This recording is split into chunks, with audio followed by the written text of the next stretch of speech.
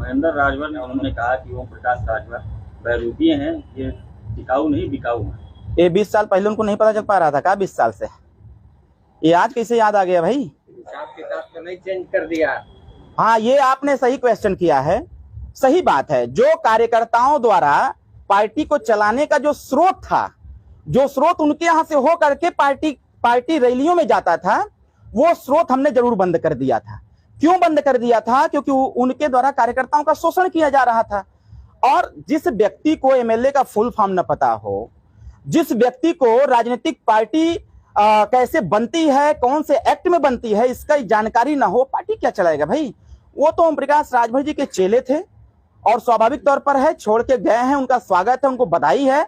और समाज तो खुद ही जवाब दे रहा है, हमको क्या देना है? पूरा समाज जवाब दे रहा है कि ये कहीं ना कहीं कालीनेमी का रूप पकड़ लिया गया है, ये कालीनेमी हो गए हैं, ये भस्मासुर हो गए हैं।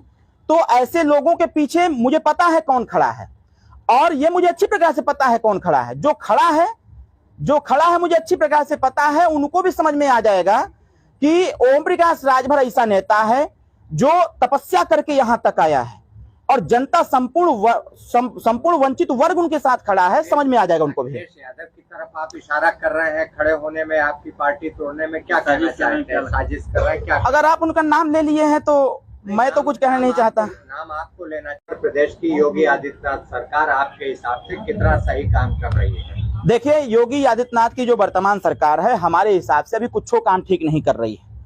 और हम लोग सावधान रथ यात्रा के माध्यम से यही समझाने के लिए निकले हुए हैं कि आपने एक बार मौका दिया उत्तर प्रदेश को अच्छा बनाने के लिए, और जनता को फिर विश्वास हुआ कि चलिए अगली पिछली बार नहीं कर पाए, हो सकता अगली बार कर देंगे, और अगली बार फिर लोगों ने मौका दे दिया।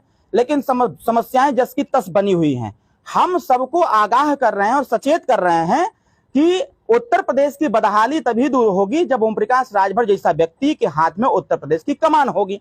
और उत्तर प्रदेश में जो भी दुर्व्यवस्थाएं हैं उसको खत्म करने का काम एक ही नेता कर सकता है, जो बोल्ड होकर के पूरे देश के गरीबों, प्रदेश के गरीबों की बात करता है, उनके हक हिस्साधिकार की लड़ाई लड़ता है। देखिए, कहीं कोई तोड़फोड़ नहीं हो रही है। संजय निषाद जी उत्तर प्रदेश सरकार में मंत्री हैं, वो अपनी चिंता करें तो बेहतर होगा।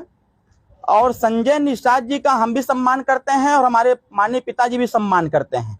उनको पहले अपनी पार्टी देखनी चाहिए कि उनके पार्टी पर कहीं ना कहीं उनको उजाले में खड़ा किया गया है और अंधेरे में बहुत सारे कार्य हो रहे हैं। तो पहले वो अपनी चिंता करें। और रही बात हमारे पार्टी की, तो सुहेल देव भारतीय समाज पार्टी दिन प्रतिदिन मजबूत हो रही है। जो उस प्रवृत्ति के लोग थे, जिन लोगों ने कार्यकर्ताओं का सम्मान करना नहीं सीखा, संगठन को कहीं ना कहीं आड़े हाथ खत्म करने का प्रयास कर रहे थे, ऐसे लोगों को तो हम स्वतः पार्टी निष्कासित करने का मूड बनाए हुए थे, लेकिन वो छोड़ के चले गए। ये सबसे अच्छी बात रही। क्या अंधेरे में क्या है, मतलब वो क्या खुल के थोड़ा सा? ये बेहतर संजय निषाद जी बता सकते हैं। संजय निषाद जी कैबिनेट मिनिस्टर हैं, उजाले में हैं, और उनकी पार्टी अंधेरे में है। दिन प्रतिदिन कुछ ना कुछ ऐसी चीजें हो रही हैं जिससे कि संगठन उनका ध्वस्त हो रहा है। वो हमारी चिंता छोड़ करके अपनी चिंता करें, अपनी पार्टी को बचाने